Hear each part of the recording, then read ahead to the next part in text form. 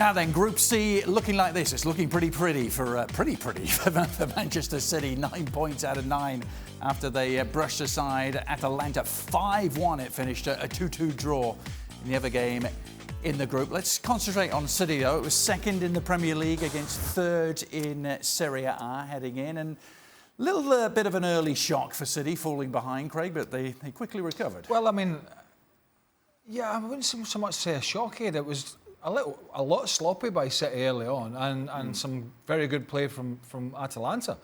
And that was when they took the lead through the penalty kick when Fernandinho dangled the leg, the old midfielder back there in that defensive role again. And it was sloppy, and Atalanta were creating chances, but that was the kick up the backside they needed. Then they hit their straps and played ever so well. And look, Atalanta have been they're a good team to watch going forward, but I think they've hardly kept a clean sheet in weeks.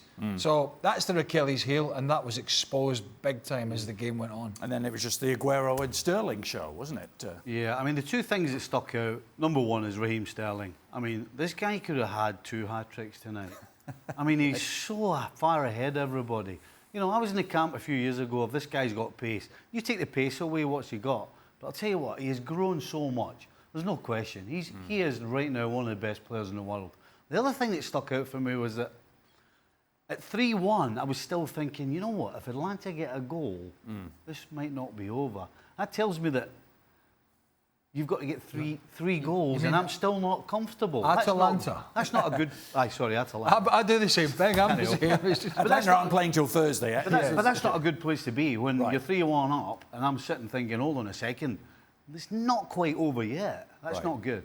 Yeah. Raheem Sterling's movement, you know, on top of everything else, you know, his timing of his runs, how we were sitting going, Jesus, how quick is that? He just looks as if he's getting quicker, he's getting stronger, he's a lot brighter in his decision making. Everything is just improving.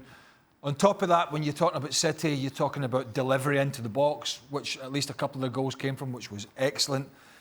The downside was Phil Foden, who was superb at times during the game, but 2 yellow cards. The first one debatable, but then when you get the first card, make good decisions, particularly when you're winning the game as comfy as they were. Don't do anything daft to give the referee a decision to make.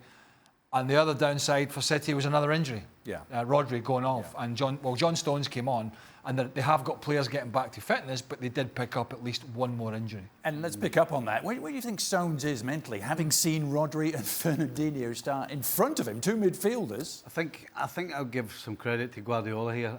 John Stones is not 100% fit yet, I don't believe. He's certainly not match fit. And I think we all know that psychologically, he's a little fragile right now, what he's been through since his last England appearance to now. So I think it was a good move. I think he's looking after him. And he came on. I thought he did okay. So it's just a kind of process of trying to build this guy up, because mentally is going to be the problem for John Stones. Well, the title odds for the Champions League, let's see how they've altered.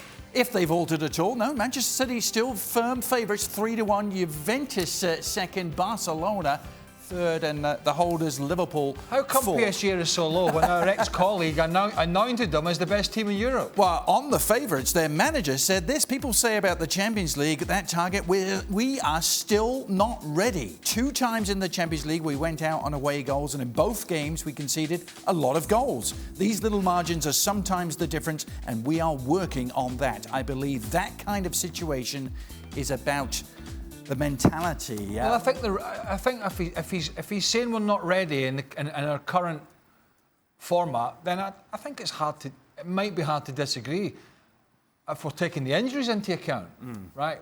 However, with a fully fit squad, even though they didn't bring in the centre half in the summer that they wanted, with a fully fit squad, I think it's a hard one to sell that. Yeah. That you're not, you know, that.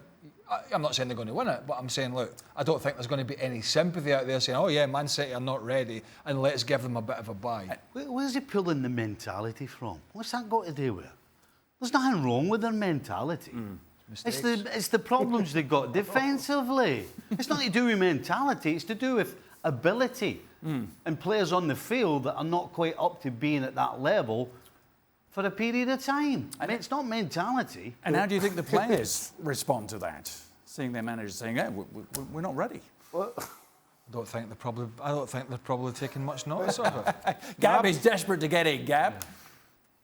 now, I just want to say this is coach speak, right? And then you've got a manager right there in Stevie, former manager.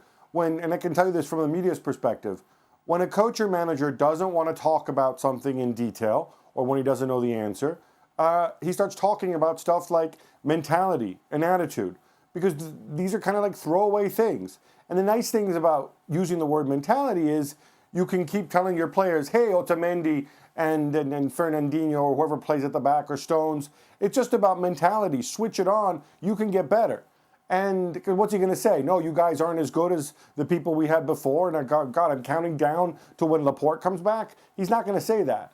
So it's a throwaway comment. I think the reality is they came within a sliver because football's a very low-scoring game, and you have to be lucky as well, or at least not be unlucky.